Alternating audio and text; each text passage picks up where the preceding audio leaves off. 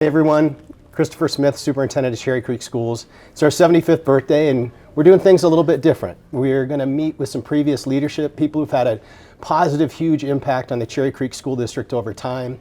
And I'm blessed to be here with Mary Chesley, former superintendent, one of my mentors, one of my opportunities to even come into the Cherry Creek School District. So thank you, Mary. I tell a story about being in another school district and that school district kind of losing their way, and you gave me the opportunity to be in Cherry Creek. And I share all the time that Cherry Creek gave me my educational soul back. And so I never had a chance to say thank you, but thank you for doing that for me. I appreciate it. I'm glad it turned out so well, Chris. Can't complain. Now I have a chance to pass that on to somebody else, so I'm excited. So just tell us a little bit about your story, how you started. We're here at Creekside Elementary, a little historical place for you. So tell us your story a little bit. Well, I love being here at Creekside, so thank you. This is the first place in Cherry Creek that I taught, and wonderful memories here. But I decided to be a teacher long before, and I guess, Chris, the beginning for me was when I was in elementary school, and I was in elementary school during the 60s in the city of St. Louis. So not like Cherry Creek in so many ways, but during the 60s, forced busing came to the school that I attended. And what that really meant was 2 buses of kids from the inner city came to the school I attended, along with 2 black teachers who rode those buses. So even getting that around my head, starting your day teaching, riding the school bus across the city, just so many things in the forced busing didn't turn out as maybe the intent was, but they didn't turn out. In my experience, and this is, I guess I'll say to you, to caution principals in Cherry Creek, this is not an example of something to do. Do not try this at home, do not try this at your elementary school. I was in 5th grade, and because some of the problems at the end of the day with dismissal, a decision was made that the children who rode the buses and those 2 teachers would leave 15 minutes before the school day was over. Okay. That seemed to quell some problems, but then you had 2 classrooms with no teachers. I was in 5th grade, and my principal said, go down and cover Miss Given's classroom and just play heads up, 7 up with the kids. All of us know heads up, 7 up. Not many of us ever liked that game, but every substitute teacher made us play it. And I was 10, I wasn't gonna do that. So I remember making up these math games and taking those old manila flashcards and putting them on the chalk ledge and making games. And the principal came through one time. And after that, she just kept giving me these other little tasks. I got to sell milk with her. When daylight saving time happened and the bells would ring at the wrong time until the district electrician came to fix the bells, I got to go in her office and ring the recess bell. I was like, I'm gonna be a teacher. That's great. And so truly, my parents, who didn't have the opportunity to go to high school, my elementary school principal, and when I got ready to graduate from high school, my principal sent a little note to me and my parents. She paid my first year of college. So I became a teacher. There you go. And people, you know, there's the stories that, you know, we talk about. Obviously teachers need to be paid more money, but the impact you can have on children, the impact you can have on a community, and the reciprocal piece back, there's no money that, I mean, I'm sure there's several people out there like Miss Chesley was my favorite teacher forever and ever, you know. And that's, well, Miss Chesley had a lot of favorite teachers. I was a teacher pleaser. I think I loved it all. Good, awesome. Well, you know, the only woman superintendent in Cherry Creek Schools still to this day, so I hope you're the first, not the last, so let's start there. But what kind of weight did that bring in a different way for you that it doesn't bring for people like me? You know, Chris, at the time, I was just so honored to be selected to be the superintendent. And I was also so busy, I didn't have time to really think, because mine was a mid-year appointment. Right. And throughout my career, I really spent time in an environment that really had more women than men. Right. Until I got to upper administration, and that flipped. During that flip, I never felt uncomfortable. And then when I became superintendent, initially I knew I was the first because that's what people talked about. But I didn't have time to really dwell on it, and I didn't because I was still working with people I'd always worked with. Right. But now, 16 years later, and I truly appreciate you asking the question, because you don't know what I'm going to say. And 16 years later, I am still the first, Right. but I'm the only. Yep. And my experience in Cherry Creek has been that there are so many talented women throughout departments, throughout schools, that are exceptional leaders. Right.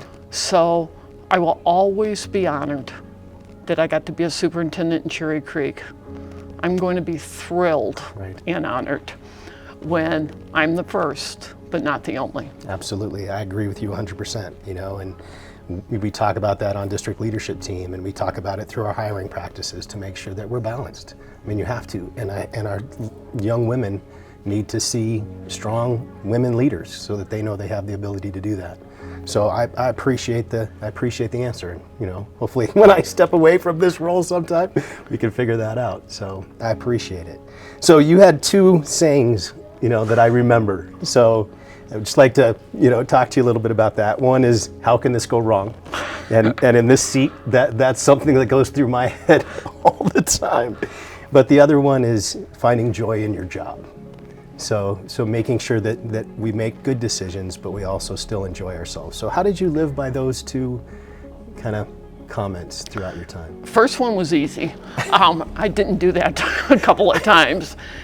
And truly, the decisions that every employee has in this district affect children. Right. So there are no easy decisions. Right. But there also aren't too many decisions that have to be made immediately. Right. Safety comes to safety. You got to make those immediate decisions. And as superintendent, I was surrounded by so many good and smart people. Right. And when we would discuss something, a lot of ideas would come up. And I really enjoyed, okay, so the answer is, and trying to put that together. And we would leave a meeting almost ready to make a decision.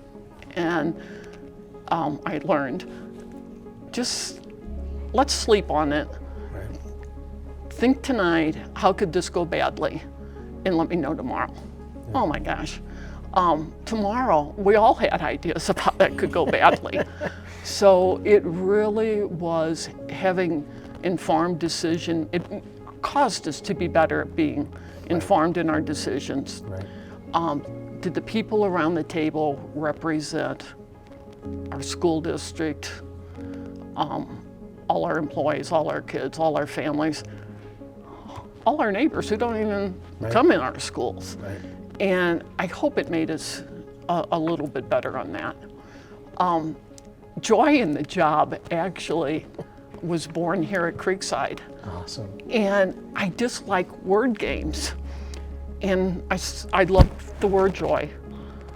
And I had to come to a job every day.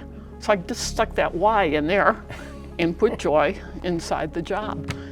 And so it kind of came from wordplay. Right. But it really, I hope, directed how I did things and how I needed to do things. I think every job in this school district is difficult. Right. Because we are surrounded by so many things that could go wrong. Right. So work can either be energizing or draining. Right. And joy in the job helped me focus on making everything I did energizing. And it was kind of amazing that that little word play in my head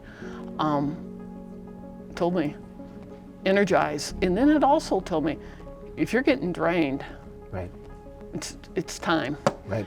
And I think I left before I had that time, but I think that's very important because this is important work, it's hard work. It will energize, it can drain. Right. You want people who are energized. Absolutely. And I think that your leadership rubbed off on all of us. So, making sure that, we found joy in what we did. I remember you just saying, just think one good thing that happened, but that matters because there's always one good thing that happens, and we tend to focus on the things that aren't going necessarily the direction we want to. The other question that I have for you, so I came into the district with your help, and but there was hard times. I mean, you had to make a lot of budget cuts. You had to make some really hard decisions. So as we're going into this legislative session, and that's going to be kind of my next couple of years where money's doing, what advice do you have for me to keep the culture solid, but also make these difficult decisions that impact people's babies, I think you are going to have the same period of time. And I remember looking at the numbers and seeing, whoa, this is a 10% cut in the budget. I hope yours won't be that severe. But I think what got us through was in every conversation, whatever is happening in the legislation, it's going to affect public schools. Right. But it's also going to affect everybody who lives in the houses around schools. Right. So if we treat what we do in the Cherry Creek family in the same way every family in Cherry Creek Right. is having to address budgets, Right. I think it does two things. I think it keeps us very, very honest. Right. But I think it also helps us explain to our community, to our employees, we know you're doing this at home Right. also. Right. And that's the truth. I mean, we see it. So yeah, I appreciate that. And you always brought us in to get feedback too. So I want to say thank you for that, because it wasn't just felt like it was done to us or to schools or to our community. It was always done with everyone. You were great about collaborating with everyone. And so I've taken that with my leadership. The smartest person in the room is the room. And so, trying to make sure you get different voices in that space. I guess, what advice do you have for the next row of superintendents that are coming through? I think, Chris, it started kind of in my time. It is way out during your time and for the future. But I think there is, I remember hearing and then having to see what it meant. There was a phrase, the tyranny of the sound bite. Sound bites began with the internet. Sound bites are exponentially out there.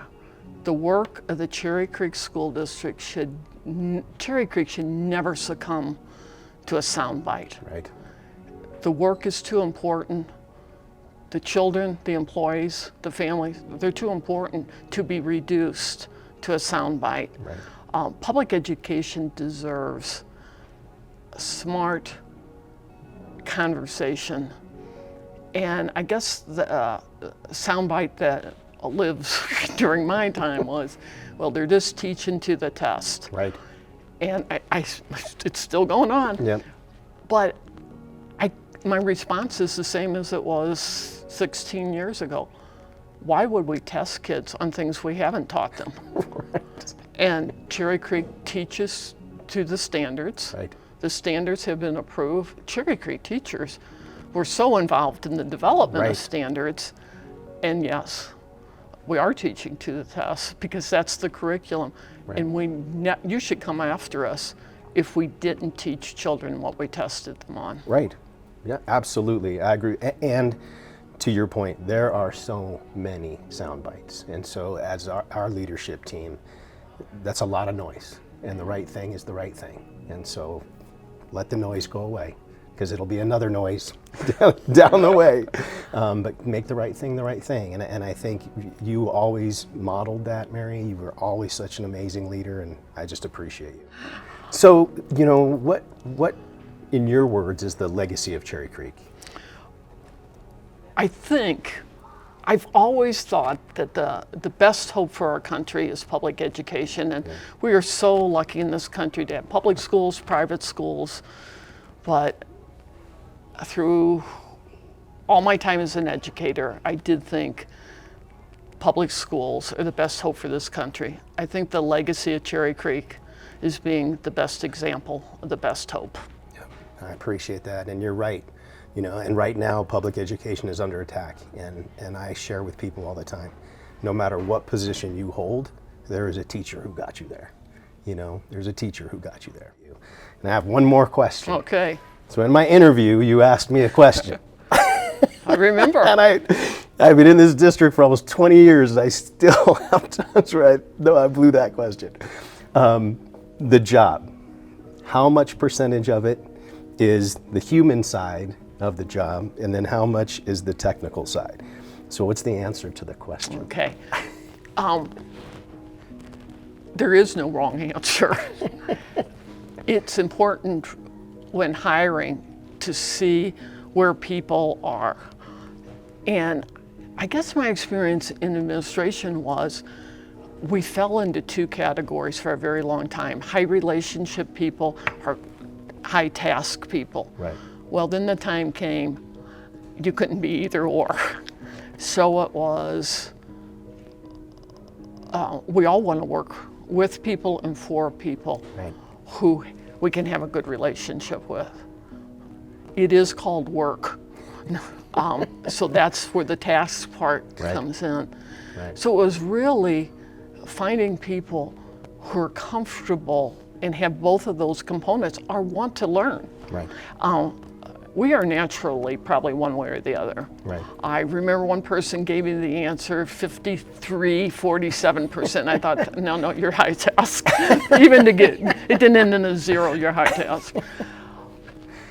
But and I think even more importantly today, to have those as parts of leadership. Right. And know exactly when to click in. There are times when people need the relationship and the empathy, and we all know what those situations are. The job is really so task-oriented. Right. And achievement task-oriented, and knowing how do you move people. You know what the goal is. Right. Knowing is not enough. What Right. are the actions that keep Cherry Creek moving? Right. And then how do you do that in the best way with people? So you probably gave the right answer. All right, I can sleep at night now. You may. Well, I'll just close with this, Mary. Thank you for making this district great. You know, 75 years of amazing leaders like you, amazing teachers, amazing employees, but I just wanted to say thank you for taking time and coming back and celebrating with us and sharing your story. You will always have a special place in my heart, so thank you for everything that you've given me. Well, Chris, thank you, and I have to thank all the people before me. Sure. What a beautiful legacy we've been given. Yep, absolutely. So thank you, Chris. Thank you, Mary.